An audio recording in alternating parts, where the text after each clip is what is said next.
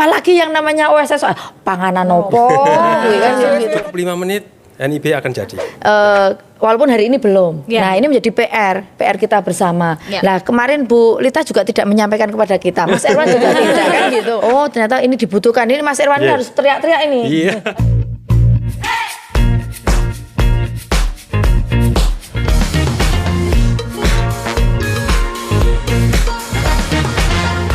Halo Sobat Visiting Jogja, kembali berjumpa di podcast Dinas Pariwisata Daerah Istimewa Yogyakarta. Bangga berwisata di Indonesia aja. Dan tentunya tema kita spesial sekali, OSS RBA, Online Single Submission Risk Based Approach. Dan juga tentunya ini akan membahas perizinan berusaha sektor pariwisata. Dan pastinya kita ketahui bahwa melalui Undang-Undang Cipta Kerja, pemerintah memberikan kemudahan perizinan berusaha bagi pelaku usaha pariwisata. Dan hal ini tentunya akan membawa angin segar bagi industri pariwisata dalam melakukan kegiatan usahanya. Terlebih dengan adanya layanan perizinan berusaha, yakni aplikasi OSS RBA atau Online Single Submission Risk Based Approach. Dan juga pastinya kita akan membahas tema yang spesial, dan pastinya Sobat Visiting Jogja juga penasaran bagaimana kemudian upaya pemerintah dalam mendorong industri pariwisata untuk memanfaatkan perizinan berbasis online ini. Dan pastinya saya sudah bersama dengan tamu-tamu yang spesial yang siap menyapa Sobat Visiting Jogja dan juga memberikan edukasi terkait tema kita yang barangkali mungkin ada yang belum tahu. Tenang aja, kita akan bahas selama 1 jam ke depan. Sudah hadir bersama dengan kita Ibu Andriana Wulandari SE, Ketua Komisi B DPRD Daerah Istimewa Yogyakarta. Bagaimana kabarnya, Bundari? Baik, Mbak. Sukses selalu pokoknya. Sukses lah. Saya kalau ngelihat Bundari jadwalnya luar biasa. Ini padat banget, ini luar biasa banget. Alhamdulillah, tapi kalau diikutin kayaknya ngelihat jadwalnya aja udah capek ini Bundari. Tapi tetap semangat ya, untuk semangat pokoknya. Yang penting sehat, Mbak. Baik, yang penting sehat, bahagia, jiwa dan raga. Alhamdulillah. Baik. Dan juga tentunya sudah hadir bersama dengan kita Ibu Trilita Yanti SSMPA, Analis Kebijakan Muda Dinas Pariwisata Daerah Istimewa Yogyakarta. Bagaimana kabarnya, Bu Lita? Alhamdulillah, luar biasa, dan kita biasa di luar seperti kata Bundari tadi. Betul sekali. Bicara pariwisata pasti biasa di luar. Betul. Ini seneng banget loh kita bisa ngobrol-ngobrol, ketemu. Kalau biasanya kan wah kadang-kadang jadwalnya berbeda, tapi kita bisa nongkrong-nongkrong nih di kesempatan ini gitu ya. Baiklah, dan juga tentunya sudah hadir bersama dengan kita kali ini jadi yang paling ganteng ya.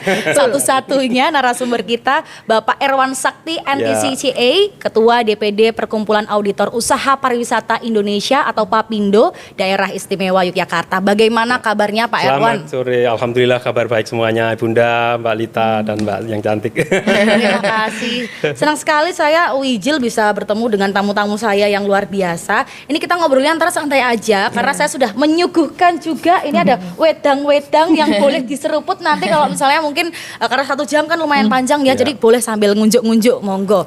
Nah, tema kita kan tema yang juga spesial begitu kan. Barangkali mungkin Bu Lita boleh menjelaskan terlebih dahulu apa itu OSS RBA dan juga apa latar belakang dibuatnya ini, silahkan. Baik. Pertanyaan menarik banget ya. Memang dari judulnya harus tahu dulu nih OSS RBA itu, atau kita gampangnya ya dalam mengeja dalam bahasa Indonesia, Online Single Submission Risk Based Approach. Jadi memang ini adalah perizinan secara online, itu berbasisnya risiko. Lahirnya memang waktu itu karena dulu kita istilahnya mungkin manual ya, tetapi seiring perkembangan zaman kita melakukan digitalisasi melalui sistem secara online, karena memang ini mendukung juga ya pertumbuhan industri pariwisata juga salah satunya, maka lahirlah dengan OSS RBA. Jadi memang dulu kita mengenalnya mungkin dengan tanda daftar usaha pariwisata atau TDUP. Memang pengurusannya juga dulu secara offline, manual masih seperti itu. Tapi kita dengan upgrade nih, digitalisasi seiring perkembangan zaman, maka lahirnya juga dengan berbasis risiko. Nanti risiko akan lebih banyak kita bahas bersama nih. Apa sih risiko itu, seperti apa? Mungkin nanti dengan narasumber yang lain seperti itu. Dan tentunya para pelaku usaha atau khususnya juga di industri pariwisata ini menyambut baik karena memberikan tadi ya kemudahan, karena untuk investasi juga ke depannya untuk pendukung perkembangan pembangunan di DIY, termasuk salah satunya di sektor pariwisata seperti itu. Sekali dah. Ini juga pastinya kan kita sekarang semua udah serba digital gitu kan. Iya, betul. Pastinya dari Dinas Pariwisata juga ada hal juga yang kemudian mau kita sebarkan juga terkait tema kita di hari ini begitu. Nah, Bundari, ini mungkin Bundari juga boleh sampaikan ke Sobat Visiting Jogja terkait sistem perizinan OSS RBA. Bagaimana Ibu melihat sistem yang luar biasa ini, silahkan. Ya, seperti yang disampaikan Mbaknya, Ibu juga bahwa ini adalah suatu kemajuan, apresiasi bahwa ini memang menjadi sebuah sistem yang memang menurut saya suatu hal yang luar biasa untuk mendukung industri-industri pariwisata di daerah istimewa Yogyakarta, sehingga masyarakat sudah merasa terfasilitasi terkait bagaimana mengurus perizinan terkait industri pariwisata, sehingga ini dengan perkembangan zaman hari ini harus melek digital, harus melek dan semuanya tidak harus secara manual. Nah, ini adalah suatu sistem perizinan yang namanya OSS RBA ini kalau disingkat, dan menurut saya cukup luar biasa, dan ini harus dikembangkan terus, dan semakin inovasi kreativitas untuk memperbaiki sistem ini memang harus selalu dilakukan, karena yang namanya IT itu kan berkembang. Nah, pastinya ini harus dinas terkait ataupun yang memberikan fasilitas ini harus selalu melihat isu-isu terbaru agar sistem ini menjadi benar-benar maksimal dalam mendukung industri pariwisata di daerah istimewa Yogyakarta. Apalagi pariwisata di daerah istimewa Yogyakarta menjadi salah satu sektor yang luar biasa, sektor utama di luar pendidikan dan kebudayaan, sehingga sektor pariwisata ini menjadi salah satu fokus dari program kegiatan turun anggaran yang kita adopt di DPRD DIY dalam rangka bagaimana mensupport pariwisata. Salah satunya adalah ketika ini memang sistem yang harus dikembangkan di dalam perizinan industri pariwisata, pastinya ini cukup luar biasa menurut saya. Ya, jadi Bundari sendiri melihatnya ini pasti punya kontribusi yang besar ya untuk kemajuan sektor pariwisata. Pastinya seperti itu, Mbak. Apalagi dengan sekarang semuanya menggunakan digital. Pastinya ini harus dilakukan, suka tidak suka, dan masyarakat ataupun pelaku-pelaku pengusaha pariwisata, industri pariwisata ini juga harus mulai IT, bidang digital. Nah, sehingga ketika mereka secara pribadi dia sudah melek, tapi ternyata tidak ada fasilitas dalam rangka mendukung, ini pasti kan juga menjadi sebuah kendala. Nah, maka ketika memang ini mau dilakukan dilaksanakan dilakukan dengan semaksimal mungkin, pastinya kita akan mendukung di situ. Pastinya kita nggak boleh setengah-setengah begitu kan, karena dari Dewan juga pastinya akan mendorong sekuat tenaga begitu. Baik, saya boleh geser ke Pak Erwan ini. Mungkin silakan, Pak Erwan juga boleh menyampaikan ke Sobat Visiting Jogja bagaimana kemudian sistem perizinan online ini punya dampak yang besar untuk membantu sektor pariwisata di DIY. Baik, terima kasih Mbak. Online single submission atau NIB berbasis risiko itu adalah kalau kita mempunyai NIK atau KTP, ini adalah KTP-nya orang berusaha. KTP-nya orang berusaha. Kenapa menjadi sangat penting?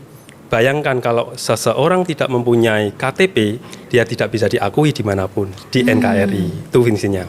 Yang kedua, KTP adalah atau NIB berbasis risiko itu adalah salah satu alat yang diberikan kepada satu pemerintah dan pengakuan terhadap bentuk-bentuk usaha oleh pemerintah, di mana akan mendapatkan satu pemfokusan atau pemanfaat yang akan diambil sangat banyak. NIB berbasis risiko di sini, kalau ada orang yang bilang NIB berbasis risiko adalah online. Dulu kenapa orang mengurus perizinan itu selalu lama? Kalau di bahasa Sanepo atau bahasa Selengean, OSS itu ada singkatannya. Apa itu, Pak? Ojo suwe-suwe. Ojo suwe-suwe. Ojo suwe-suwe kalau buat jangan izin. terlalu birokrasi. Betul. Jangan terlalu panjang kan itu. Betul, setuju Bunda.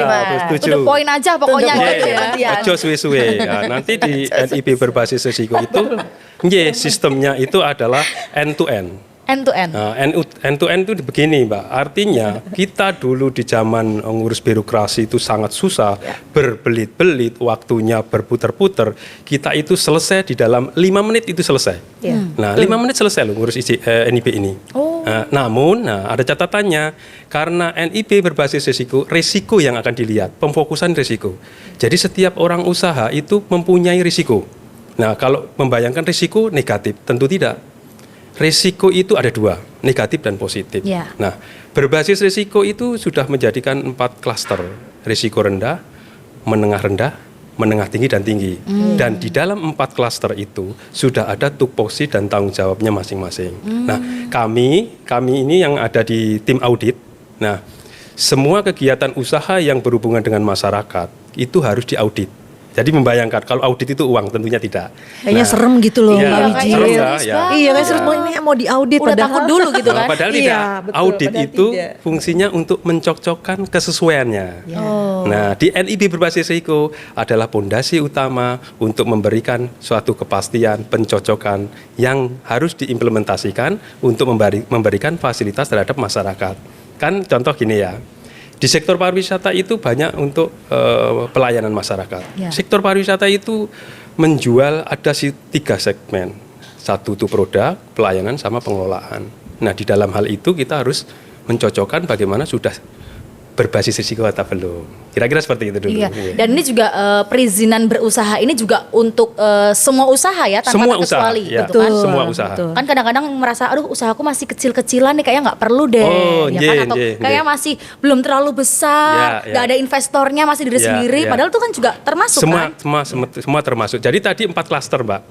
Rendah, menengah tinggi dan tinggi. Ya. Jadi kalau Mbak nanti berusaha pedagang angkringan itu harus punya NIB. Oh. Harus Sekelas angkringan loh, Mbak. kelas angkringan loh angkringan ya. Dan itu tidak berbayar. Cukup Ya. 5 menit masukkan data, punya akun, nanti dapat pengawasan dari operator, pemerintah, fasilitator. Oh, ini ada tempat usaha. Jadi terdeteksi, terkontrol.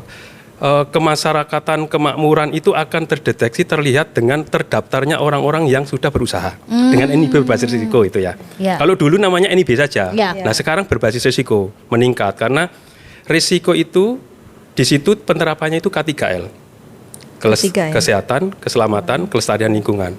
Nah, ini contoh kalau yang UMKM itu wajib. Ya. Kita fasilitasi semua dari tim perizinan itu, Ya. Dinas Perizinan Dinas Pelayanan Perizinan. Satu, difasilitasi. Namun ada yang menengah tinggi dan tinggi. Ya. Nah, skalanya. Ya. Itu sudah ada klasternya. Karena tadi berbicara Undang-Undang Cipta Kerja. Jadi Undang-Undang Cipta Kerja itu dilahirkan nomor 11 tahun 2020. Ya. Tentunya waktu itu ada gejolak banyak. Namun sudah ada ditetapkan Undang-Undang PP nomor 2 tentang penetapan Undang-Undang UJK. Nah, yang nomor 6, Undang-Undang nomor 6 ini itu penetapan penggunaan Undang-Undang Cipta Kerja. Jadi udah clear. Ya. Undang-Undang Cipta Kerja wajib diimplementasikan. Salah satunya ada pertanyaan lagi, UJK itu apa atau isinya? Ya. Saya sedikit akan mengulas, karena kami yang selaku ada di lapangan, di auditor itu orang bertanya, UJK itu cenderungnya ke tenaga kerjaan, tentu Iya, tidak. orang langsung Iya. Tenaga kerja gitu ya? Tentu tidak. Iya. banget Sedikit itu. saya cerita. Iya. UJK adalah, kalau dulu sudah jadi polemik, itu adalah wadah merger semua undang-undang. Di situ ada sekitar 79 undang-undang, 43 PP ya, dengan pasalnya ribuan. Nah, kalau pasal-pasal itu mengadopsi semua undang-undang. Salah satunya Undang-Undang Pariwisata nomor 10 tahun 2009 Ya. ada di UUJK. Ya. Nah, kalau di perhubungan juga ada. Namun karena ini sektornya pariwisata, Undang-Undang Pariwisata ada di Klasur PP nomor 5. Ya. PP nomor 5 itu tentang mengurusi perizinan berbasis risiko. Betul. Begitu kira-kira. Wow, ini luar biasa ya. Ini adalah pengetahuan yang spesial juga yang bisa kita dapatkan ya di kesempatan ini. Nah, saya boleh ke Bu Lita. Ini tadi kan menyambung di UCK begitu kan. Kalau di DIY sendiri begitu geliat perizinan usaha sektor pariwisata itu seperti apa sih? Apakah memang masih so-so aja atau sebenarnya udah banyak yang tersadarkan atau seperti apa kondisinya? Iya, Mbak. Kalau terkait geliat pasti bergeliat ya Mbak ya. Karena memang tadi ini memberikan sebuah perlindungan juga. Kalau misalnya kita mau mengemudi nih kendaraan kan harus punya SIM ya, surat izin. Ini sama. Tadi namanya nomor induk berusaha. Jadi punya nomor induk berusaha tadi dalam rangka apa?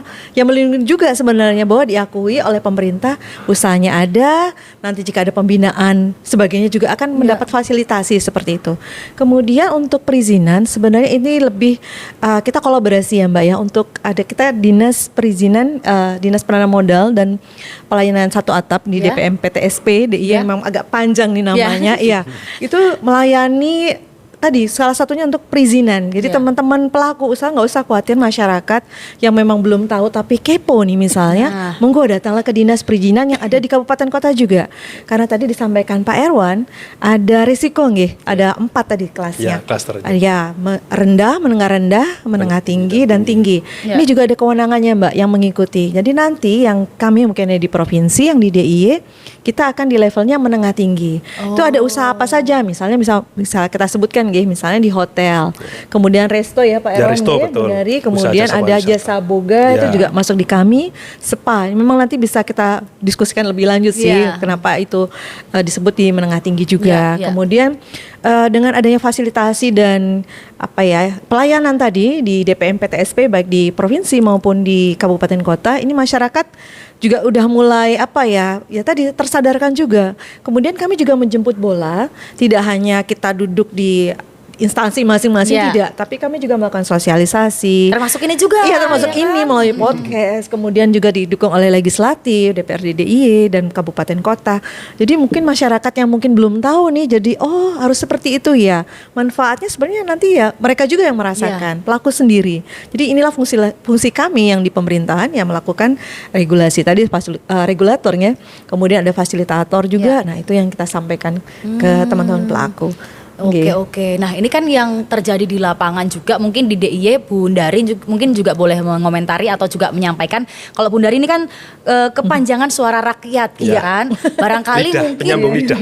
Iya, barangkali mungkin teman-teman yang di klaster kecil begitu ya, itu juga kira-kira punya perasaan aduh takut ribet atau aduh takut aku tuh misalnya ya katakanlah dalam tanda kutip aku tuh nggak tahu ilmunya, sekolahnya nggak tinggi-tinggi, nanti takut karena online gitu. Itu bagaimana Bu kondisi di lapangan? Kalau kita bicara masalah kondisi di lapangan, pastinya hanya sebagian kecil yang sudah tahu, paham terkait sistem OSS ini. Nah, inilah yang menjadi tanggung jawab pemerintah daerah Istimewa Yogyakarta untuk memberikan informasi entah melalui apapun. Salah satunya seperti ini ataupun melalui sosialisasi yang bermitra dengan entah itu melalui Kapanewon, kelurahan ataupun dari berbagai organisasi usaha UMKM dan segala macam. Pastinya melalui di bawah masyarakat ataupun bersinergi dengan tadi yang saya sampaikan bahwa dengan DPRD, karena kami itu adalah wakil rakyat yang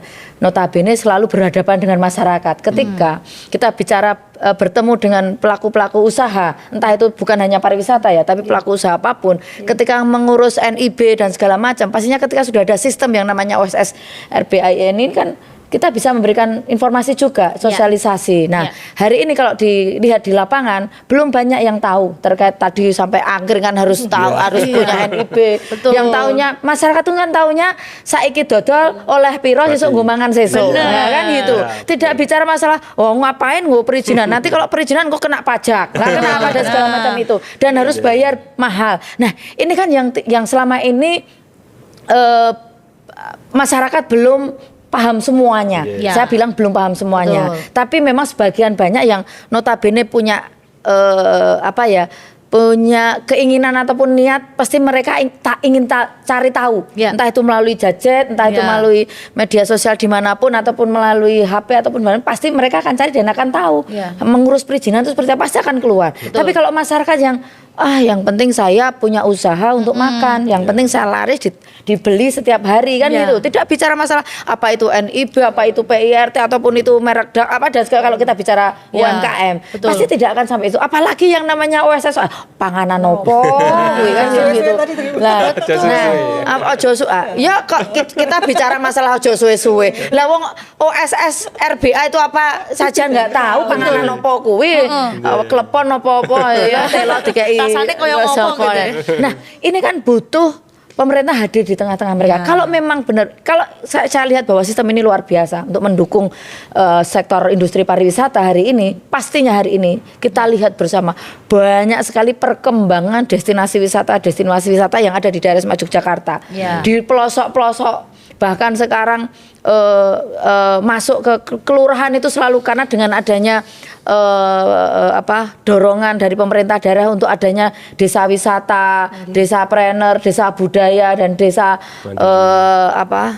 prima dan segala macam itu kan pasti oh iya berarti akan ada munculnya pariwisata yang mereka akan cari neng kelurahan sama di neng kelurahanku karo neng kalurahanku itu ada nggak ya bisa didorong untuk menjadi wisata. Nah, pastinya mereka untuk mendorong menjadi pariwisata, industri pariwisata atau usaha pariwisata melalui kelurahan, melalui Pok Darwis ini pun ketika mereka tidak diberikan pemahaman terkait apa itu OSS RBA ini pasti mereka tidak akan paham. Betul. Nah, pastinya ini yang harus menjadi PR, harus menjadi kita dorong dan kita minta kepada pemerintah daerah melalui dinas terkait untuk selalu menggalakkan, selalu mensosialisasikan apa sih OSS RBA ini, bahwa manfaatnya seperti apa. Kalau bicara masalah masyarakat hari ini, ketika bicara ini kan usaha, industri usaha. Untuk bagaimana ketika mau usaha aja, piye yo carane ben iso banyak wisata yang hadir, bagaimana menata wisatanya, pariwisata usahanya dan seperti manajemen usahanya seperti apa. Itu aja mereka butuh pendampingan apalagi dengan adanya sistem ini yang mulai muncul dan harus dikenalkan, harus disampaikan melalui sosialisasi melalui dinas terkait ataupun melalui organisasi atau melalui Mas Irwan ini bisa juga dilakukan melalui nanti Papindo DPD DIY mengundang semuanya untuk diundang oleh dinas untuk Bu Lita ini mengundang semuanya terus datang Pak ini terus melakukan bimbingan teknis bisa aja toh mengajarkan apa sih OSS RBA. Betul. Nah, kalau gitu kita tanya langsung sama Pak Irwan atau Mas Audit gitu ya. Mas Auditor. Iya, Mas Auditor. Sebenarnya apa urgensinya dan apa manfaatnya OSS RBA ini silakan. Oke, Pak. Jadi tadi sudah saya singgung sedikit. Apa toh manfaatnya NIB atau kebutuhannya? Tentunya yang tadi saya aturkan dari depan, karena itu identitas. Kalau berbicara nanti perizinan, jangan pernah malu bertanya. Perizinan memang hubungannya dengan yang harus memberikan izin dan yang menerima izin tentunya ya. Nah, di dalam usaha sektor pariwisata ataupun usaha apapun, karena perizinan itu karena kita di negara NKRI hukumnya wajib sebetulnya. Namun karena tadi sudah saya informasikan ada 4 klaster. Yang klaster rendah sama menengah rendah itu yang notabene masih pencapaian atau revenue-nya di bawah 500 juta itu tidak kena pajak. Tidak kena pajak. Ya, kenapa? Karena itu kita dikelompokkan. Ini namanya usaha menengah kecil mikro ya. Jadi orang yang tadinya takut berusaha atau mau mengeksplor dirinya untuk biar dia pendapatannya naik, itu akan menjadi berani. Oh, ternyata pemerintah hadir dengan sistem. Sistem NIB ini adalah mengklasifikasi dari 4 klaster tadi. Jadi yang tinggi, yang menengah tinggi dan menengah rendah dan rendah itu tidak disamakan, izinnya harus sama tidak. Izin yang rendah dan menengah rendah itu bisa baik pun dibuat. Duduk di sini 5 menit sambil ngopi, sambil berbicara, cuma mengisi data. Nah, datanya yang harus diisi apa? NIK. NIK-nya diisi, NIK-nya di lokasi di mana, warga mana. Nah, kenapa harus ada NIB dan NIK? Karena kalau mempunyai NIK dan NIB, otomatis menjadi warga negara yang sudah terdata. Nah, pertanyaannya kenapa harus didata? Nah, berbicara dengan data, apapun dengan data. Kalau kita mempunyai suatu program, datanya tidak ada, niscaya tidak akan mengena sasaran. Contoh begini, meningkatkan taraf hidup, berarti rakyat miskinnya masih banyak. Datanya apa? Nah, data perizinan di situ dinyatakan kalau kamu punya data, butuhnya apa? Sasarannya menjadi tepat. Sasarannya menjadi tepat, akhirnya apa? Menaikkan daya taraf hidup masyarakat. Daya taraf hidup masyarakat, lingkungan bawah menjadi menengah, otomatis siapa yang akan maju? Sebuah negara. Karena negara itu terdiri dari masyarakat, kumpulan manusia. Negara itu cuma sistem, tapi masyarakatlah kekuatannya. Kalau kekuatannya dilemahkan, masyarakatnya dibodohkan, dimiskinkan, negaranya miskin. Maka ada data. Kita berbicara data, harus ada terdaftar. Bicara terdaftar, bentuk sistem. Sistemnya nama NIB berbasis risiko. Namun demikian, banyak orang yang mungkin pemahamannya agak malas berhubungan dengan birokrasi ya. Tentunya ini memang ada urusannya berbirokrasi kalau mereka masuk menengah tinggi dan tinggi. Menengah tinggi itu invest. Kungkuman untuk modalnya itu di atas 10 miliar. Pendapatannya tentunya dilebih ya yang besar-besar. Karena invest itu bukan dari dalam negeri, bisa dari luar negeri. Nah itu yang perlu diawasi untuk operasionalnya, pembayaran pajaknya. Nah di data itu bisa diawasi dengan NIB. Dan pengawasannya itu bukan by personal, sistem. Jadi pusat bisa melihat sampai ke bawah, otomatis ke lingkungan kabupaten kota. Nah, dari pusat bisa melihat, kenapa? Karena sudah diklaster menjadi 4. Yang rendah-rendah kabupaten kota sama menengah rendah.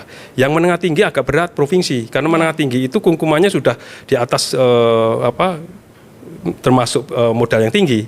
Nah, nanti sasaran-sasaran atau kebutuhan-kebutuhan yang akan diunjukkan itu memenuhi tepat sasaran. Contoh begini, karena di dalam satu perusahaan itu kompleks, Mbak. Saya itu penggiat pariwisata mulai saya berkecimpung masuk, saya bekerja di hotel. Karena mungkin pada tahu, dengan adanya undang-undang pariwisata itu ada 13 sektor. Salah satunya akomodasi. Nah kalau berbicara akomodasi itu ada 6, bukan hotel saja. Akomodasi itu ada penginapan, ada glamping, ada villa. Nah saya melihat di dalam sebuah hotel itu kompleks. Ada 9 departemen. Seandainya mereka tidak punya data yang pertama kali masuk, data kekaryawanan berhubungan dengan tenaga kerjaan. Di tenaga kerjaan itu kompleks, Mbak. Masyarakat pekerja itu banyak, bukan pengusaha semua. Maka kalau dengan adanya NIB itu masuk dalam sistem, datanya semua masuk. Apapun itu, pendapatannya masuk, kewajibannya kalau memang ada pembayaran pajak masuk, kan pajak kan bisa ada batas limitnya. Kami aja yang kelihatan ini, kami masih nihil, Mbak, pajaknya. Tapi apalagi yang klaster-klaster bawah itu. Nah, yang di atas itu tentunya memang keadilan sosial itu harus diwujudkan. Jadi merata, bukan kita yang harus ditekan atau kita menjadi masyarakat terbawah, tapi keadilan sosialnya itu yang akan muncul dengan adanya sistem NIB berbasis risiko. Siap. Gitu. Nah, ini ngomong-ngomong tamu-tamu saya kalau mau sambil minum boleh? Oh, boleh, Mbak. Siap. Silahkan boleh ngunjuk-ngunjuk juga. Iya, karena kita ngobrol-ngobrolnya santai-santai aja, jadi monggo silakan. Ini sebenarnya kalau tadi berarti 4 klaster yang paling tinggi apa Pak tadi Pak? Tinggi. Ya. Jadi 4 klaster itu resiko, dulu namanya itu NIB saja. Undang-Undang nomor 2018. Nah, karena ada sistem perubahan dengan bermacam-macam banyak temuan di daerah. Pertama itu rendah. Menengah rendah. Menengah tinggi. Tinggi. Ya, tinggi itu wilayahnya, pengawasannya atau kewenangannya itu ada di pusat. Kementerian. Ya. Saya pengen sih Pak daftar tinggi itu. Oh gitu. Karena belum sampai situ ya masalahnya. Mulai dari bawah dulu mulai dari bawah dulu. Iya. Siapa tahu kan nanti sampai juga. Karena kita dukung. Iya, karena Bu Lita tadi boleh juga di bold lagi, manfaatnya juga luar biasa selain pendataan juga mungkin jangka panjangnya ada perlindungan dan juga ada klasifikasi yang jelas. Betul. Sehingga nanti tidak salah arah begitu ya Bu Lita. Betul. Boleh silakan. Jadi nanti kalau sudah punya izin ya Mbak ya, kebetulan kalau nanti izinkan ya Pak ya, itu nanti berlakunya selama beroperasional. Selama hidup. Selama hidup. Perusahaan Jadi itu berdiri. Iya. Kalau dulu izinnya 5 tahun, 3 tahun. Hanya 5 tahun, 3 tahun, 5 tahun gitu, tergantung tadi usahanya apa. Tapi kalau sekarang NIB itu selama berusaha. Kayak KTP selama itu. Iya. Tapi kalau misalnya tadinya kecil atau rendah menengah rendah. Upgrade. Oh, ada jadi upgrade. Migrasi namanya. Perbaruannya hanya di bidang itu aja berarti ya. Iya. Pengembangannya pasti ada itu. Iya. Terus kita juga ada namanya KBLI ya Pak. KBLI ya. Benar, itu memang kriterianya misalnya tadi kalau dia usahanya akomodasi nih, kemudian nanti dicek lagi ya Pak Erwan. KBL-nya dicocokkan. Masuk atau gitu. tidak. Nah, ini mungkin salah satu yang dinamika di masyarakat nih pelaku usaha. Kenapa ada masalah nih atau mungkin kebingungan mungkin ya karena belum tahu sebenarnya. Ini yang kami temui salah satunya misalnya jasa boga atau catering. Ini banyak ya, ini ada asosiasinya juga namanya PJI ya Pak Erwan. PJI ya. Kemudian di situ mereka sudah daftar nih, udah online melalui aplikasi sendiri kan, bisa di-download, kemudian bisa ngisi. Tetapi ketika pendaftaran belum sesuai mungkin. Dan misalnya yang ditemui nih kita ketika melakukan istilahnya kegiatan pembinaan pendampingan, dan ini juga kolaborasi sebenarnya dengan Dinas Perizinan atau DPM PTSP, ketika usahanya itu jasa catering atau jasa boga nggih. Tapi di dalamnya dia memperdagangkan snack atau makanan ringan ya, yang secara di ecer gitu. Padahal ini nggak masuk gitu di kita. Ternyata bukan seperti itu. Nanti ini Pak Herwan ini kebetulan juga chef, jadi chef chefnya juga ya. Iya, kulinernya luar biasa. Ini mungkin bisa cerita nih untuk jasa boga ya Pak Herwan ya. Itu yang kami temui. Jadi belum kesesuaian tadi. Nah ini alhamdulillahnya kita terbantu oleh teman-teman dinas perizinan. Mereka yang melakukan verifikasi juga di awal dengan dashboard di OSS tuh nanti muncul Mbak. Kita namanya siapa, usahanya apa, lokasi di mana, tadi yang sampaikan Pak Erwan sampai detail sekali Bu Dari. Nah kebetulan nanti di kami ketika ada hal yang perlu diverifikasi itu akan muncul surat secara online juga bahwa ini loh kita perlu melakukan verifikasi atau kunjungan lapangan ke pelaku usaha A.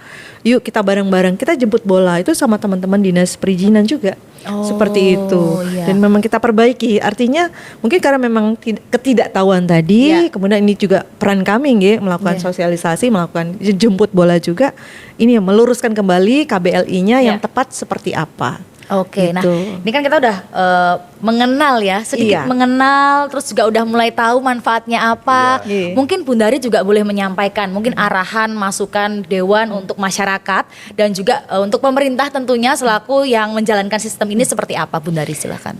Terima kasih Mbak. Jadi kalau untuk masyarakat pastinya hari ini banyak pelaku-pelaku industri pariwisata ini hanya sebatas memikirkan bagaimana memunculkan usahanya, berniat untuk usahanya dulu ataupun mencapai, tapi belum secara maksimal atau optimal ataupun dengan niatan mencari tahu atau mengurus perizinan-perizinan melalui OSS RBA ini. Nah ini kan bahwa masyarakat harus apapun yang terjadi disampaikan oleh Pak Erwan, ini KTP, suka tidak suka, mereka harus mempunyai perizinan ini dalam usaha apapun.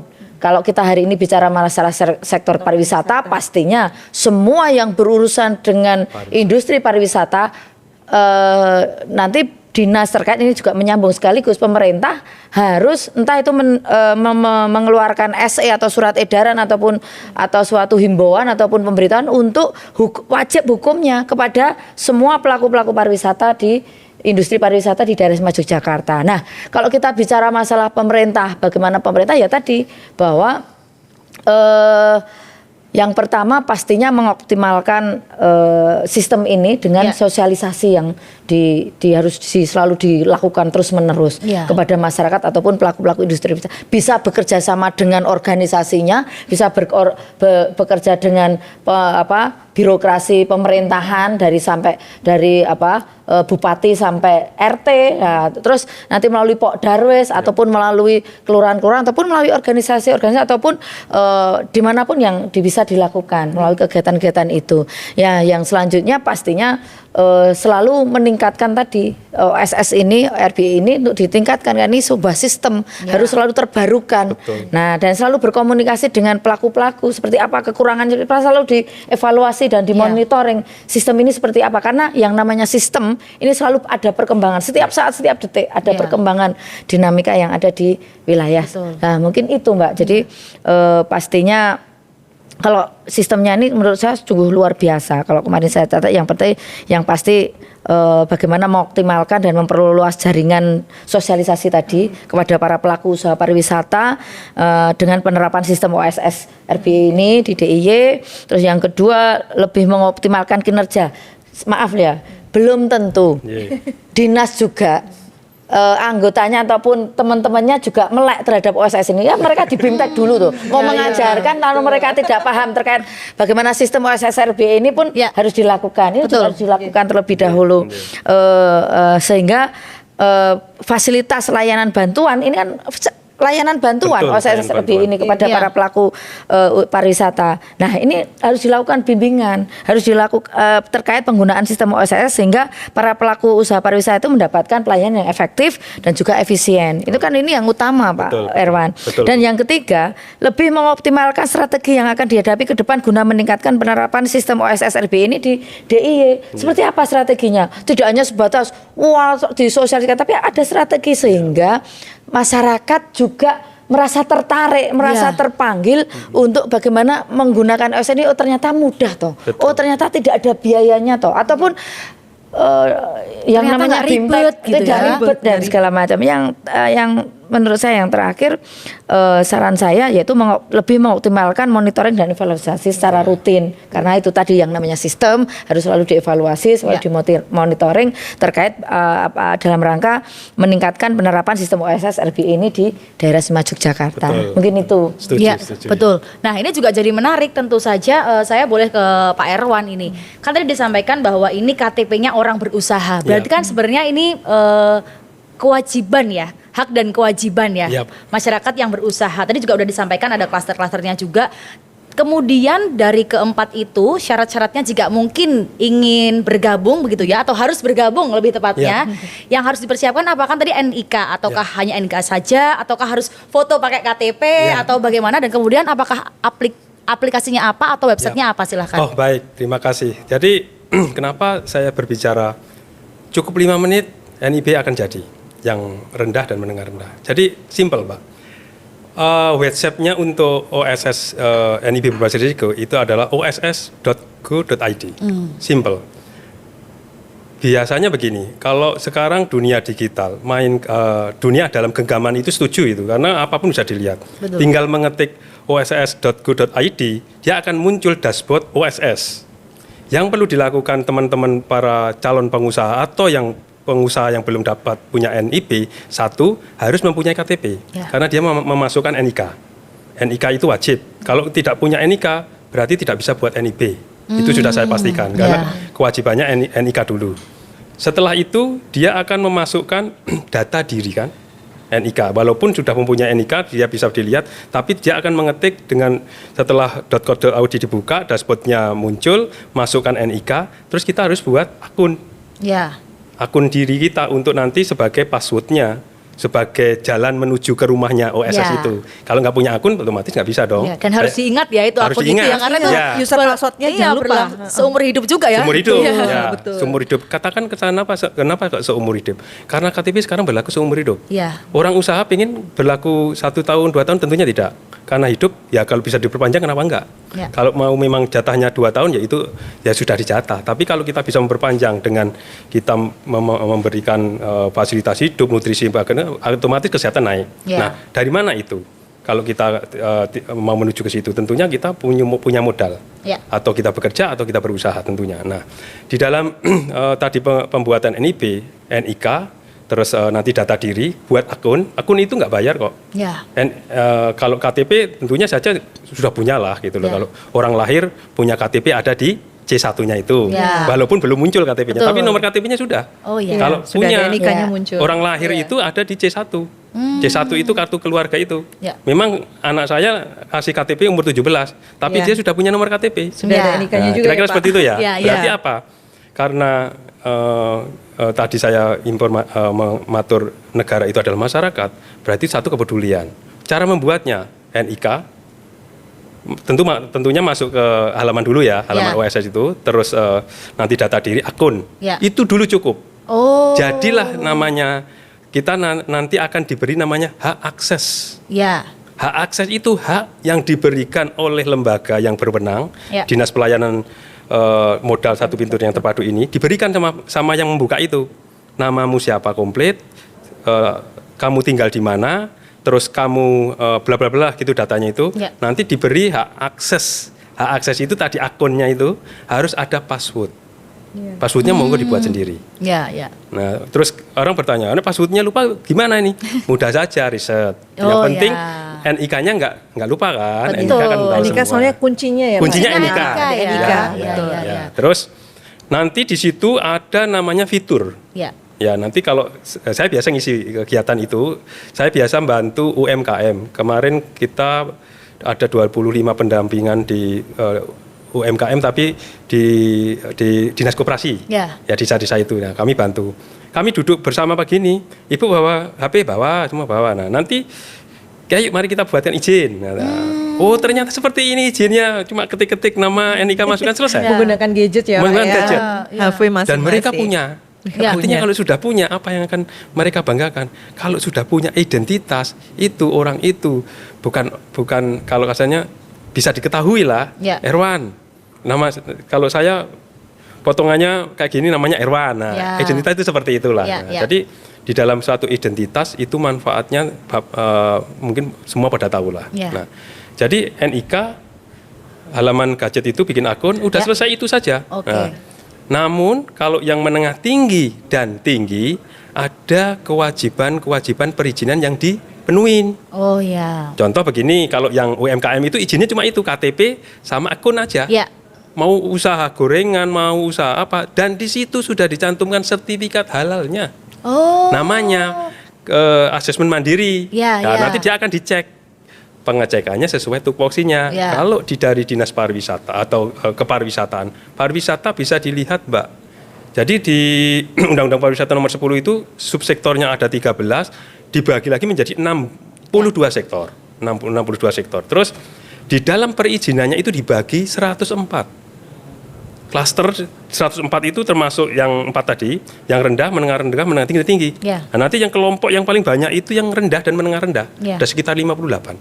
Nah, terus dilihat di mana? Mainkan jarinya, ketik PP nomor 5 lampiran.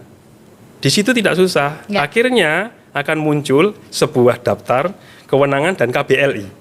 KBLI itu kualifikasi baku usaha Indonesia. Ya. Jadi kalau saya usaha angkringan, masuk kategori mana? Kuliner, Mama. Dia ketik aja KBLI-nya Mama 5051. Ya. Itu nanti menjadikan titik tolok ukur datanya. Ya. Berarti kamu sub bisnisnya, sub usahanya ada di makanan siap jadi atau makanan setengah jadi atau makanan yang ready to eat. Kalau Ya. bahasa kami ready to eat atau langsung dimakan atau melalui proses. Kalau melalui proses restoran, rumah makan yang harus dimasak gitu loh. Ya. Itu nanti lain lagi. Nah, terus berkembang.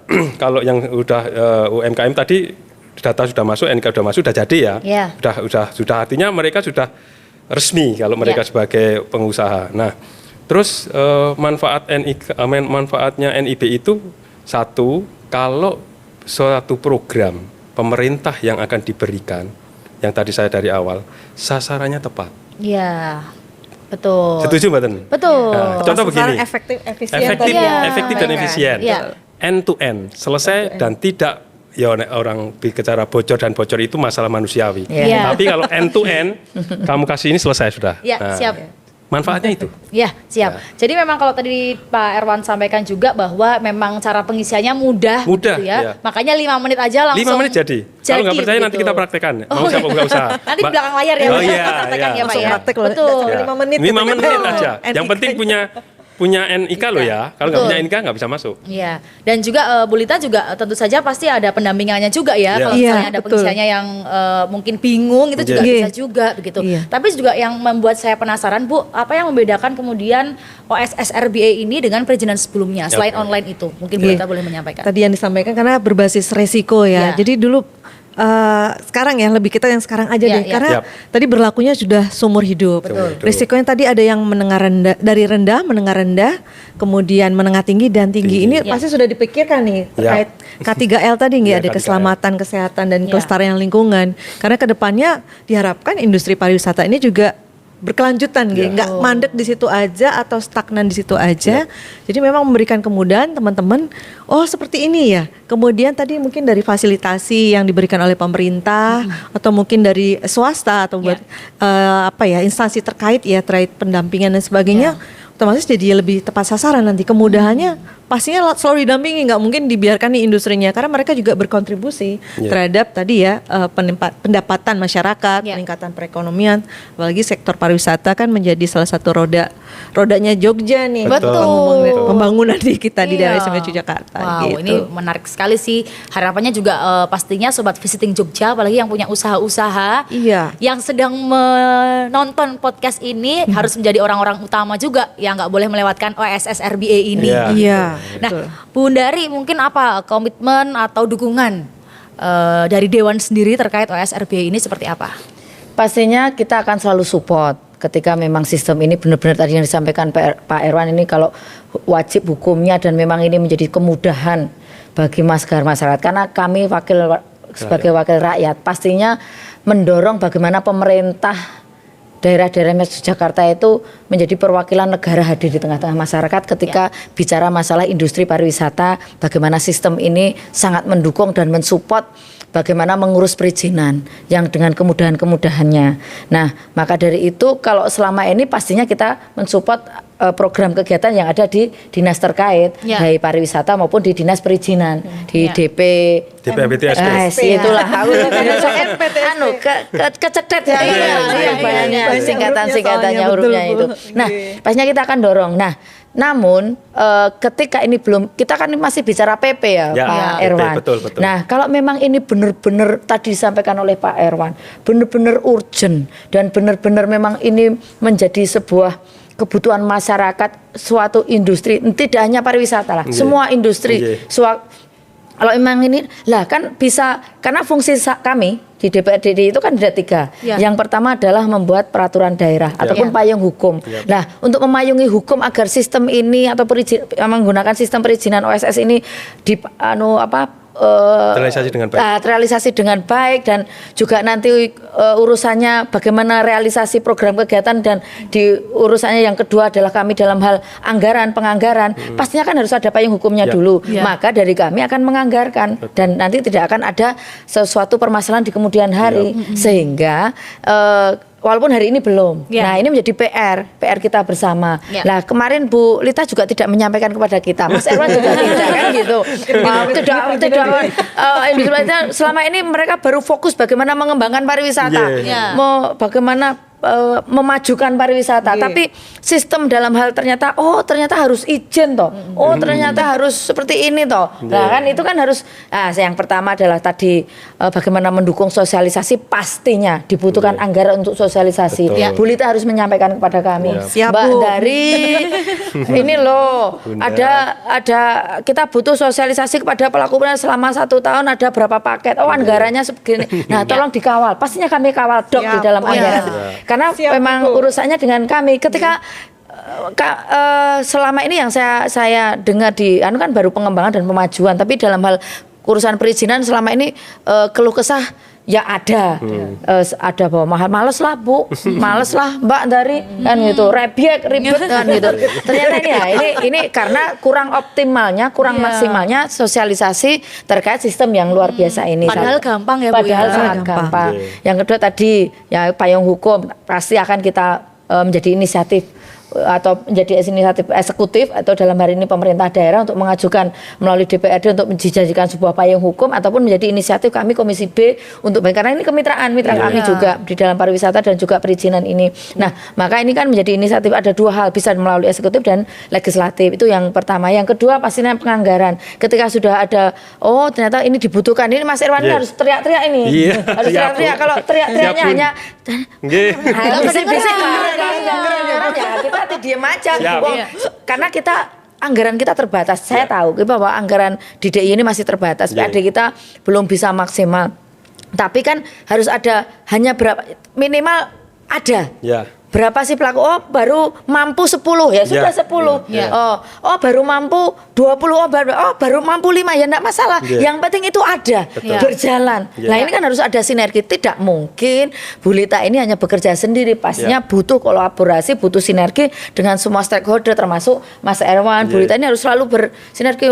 Nah, salah satunya kami dalam mendorong menjadi komitmen kami, menjadi peran kami di situ. Pastinya ketika nanti sudah kita muncul perdana ini menjadi PR kita bahwa ini kalau memang ayo mari kita duduk bersama dan nanti akan pada proses perjalanan ke depan untuk memajukan industri pariwisata di DIY ini dengan sistem yang luar biasa, semakin perkembangan zaman yang harus dipahami oleh warga masyarakat, karena pemahaman masyarakat itu memang suka tidak suka ada beberapa pelaku industri pariwisata ini yang juga tidak melek internet, tidak melek IT, sehingga ini butuh juga menjadi sebuah dorongan. Nah, pastinya ini dibutuhkan payung hukum bagi seluruh para pelaku industri pariwisata dalam hal penerapan ini ini juga bahaya karena ini sistem. Kan kalau tidak ada payung hukumnya dan segala macam takutnya saya harus menyerahkan KTP nanti kalau digunakan yang tidak pas, disalahgunakan itu sebenarnya ini kan harus ada payung hukumnya walaupun sudah ada peraturan pemerintah tapi bagaimana pusat ke daerah harus ada dorongan dari pemerintah. Ini kan juga dari adanya PP ini pastinya pusat punya mendorong adanya OSS RBI ini untuk dilaksanakan di daerah tingkat 1 maupun tingkat 2 kan itu dan sampai pada pelaku sektor industri pariwisata. Iya, nah ini juga menarik nih Bu Lita dan juga Pak Erwan, kayaknya kita harus mengagendakan jalan-jalan sama Bundari, olah vokal bersama supaya suara kita kayak Bundari yang selalu lantang menyuarakan suara masyarakat gitu. Ini spesial banget. Ini juga Pak Erwan juga saya jadi penasaran, mungkin barangkali di kesempatan ini juga bisa disampaikan ke Bundari atau Bu Lita, adakah masukan-masukan yang ingin disampaikan ataukah harapan-harapan begitu? Karena tidak menyampaikan karena mereka panggil Mas Erwan ini tidak ada kendala. Tidak ada gitu ya. Jadi pasti. Harapan tanggapan terbentuknya satu sistem OSS itu, kalau kita flashback yang sebelum lahirnya OSS itu, kita setiap orang mau berizin itu ada konsultan-konsultan gitu loh. Nah, kalau di OSS itu dipangkas, birokrasinya hilang. Berarti biaya yang tidak perlu menjadi hemat. Itu contoh. Terus OSS itu tidak harus kita datang ke kantor. Jam 12, jam 2 malam, waktunya jam berapa siap. Jam kantor cuma 8 jam, capek. Tapi kalau yang mengurus pelayanan otomatis 24 jam. Kalau OSS karena online.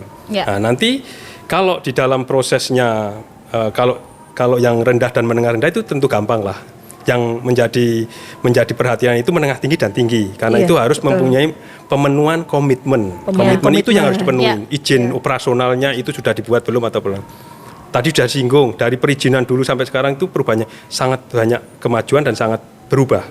Kalau dulu di pariwisata TDUP setiap 5 tahun ngurus TDUP itu bisa berbulan-bulan. Ya, sekarang tidak. Sekarang bisa kita lakukan di rumah, duduk santai, by phone, masuk data di kantor perizinan sudah kelihatan. Ada masalah tidak bisa diselesaikan dengan WA atau kesempatan, pintu open selalu terbuka. Pak Kadis, Pak Agus itu waktu itu saya sowan ke beliau. Ini Pak sektor pariwisata saya, oh iya nanti dibantu ya Mas, siap saya bilang gitu. Nah, akhirnya terciptalah suatu konsolidasi atau sinergi yang baik. Kalau di Dinpar itu sudah luar biasa. Pembangunan pariwisata tidak di Dinpar saja. Ada namanya Pentahelix. Saya bagian dari Pentahelix karena organisasi. Ada organisasi government Dinpar. Media, ada akademisi cendekiawan, Dirtitari, ya toh. Ada organisasi kami punya wadah namanya GIPI. GIPI itu ada dilahirkan di Undang-Undang Pariwisata Nomor 10 tahun 2009 pasal 50. Pasal 43-nya promosinya, badan promosi. Nah, kami ada di wadah itu. Kami juga bergerak, istilahnya kami tidak cuma di pariwisata, karena kami itu ada di sektor UMKM. Pariwisata itu kan cuma bajunya aja, di dalamnya kan kuliner macam-macam gitu. Nah, penanganannya itu karena untuk meningkatkan taraf hidup masyarakat khususnya Jogja itu sudah luar biasa. Organisasi kita bergerak. Nah, harapan kami sebagai organisasi tentunya suatu wadah kemasyarakatan yang fungsinya juga kami bersosialisasi, berorganisasi dengan tujuan untuk pribadi. Kalau kami cari maksudnya kehidupan yang layak, tentunya nggak di organisasi dong, saya bilang itu. Organisasi untuk memberikan suatu pencerahan kepada masyarakat, khususnya anggota terutama, kalau bisa meluas ke masyarakat, dan untuk bersilaturahmi. Kalau kami sudah di industri, kerja nyaman, gajian banyak gitu lah.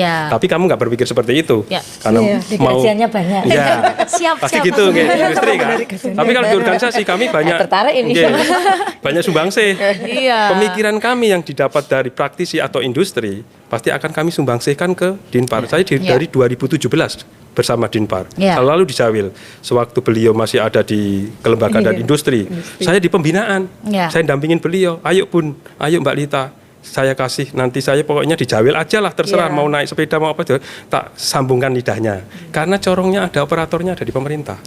Organisasinya kalau sudah dikumpulkan, kalau anggota kami sudah saya bekali, tapi kalau keluasan kedaerahan atau DIY cakupannya kan pemerintah operatornya. Nah, kami di Jawil dari 2017, saya itu backgroundnya orang juru masak loh. Nah, jadi saya paham ini kalau nggak mau dilatih ya latih masak dulu aja, sisipin kita. Perizinannya gini-gini. Kira-kira seperti harapan kami, karena itu bisa mempermudah, meningkatkan taraf hidup masyarakat tentunya Jogja, otomatis lingkungan Jogja aman, sehat, dan masyarakatnya adil dan makmur.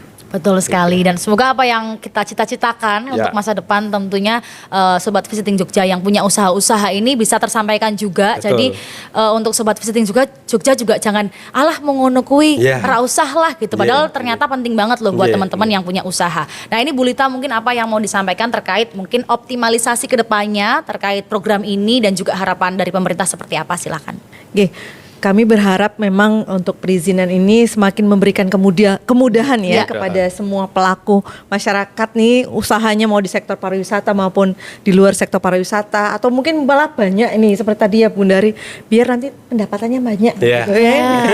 Seperti itu. Karena memang kami pun di pemerintah juga nggak hanya pariwisata, kami juga kolaborasi dengan Dinas Kesehatan, kemudian tenaga kerja, kemudian nanti terkait K3 tadi ya, itu mitigasi bencana seperti apa tuh kami tetap harus kolaborasi semua, nggak mungkin kami sendiri untuk bergerak gitu nih.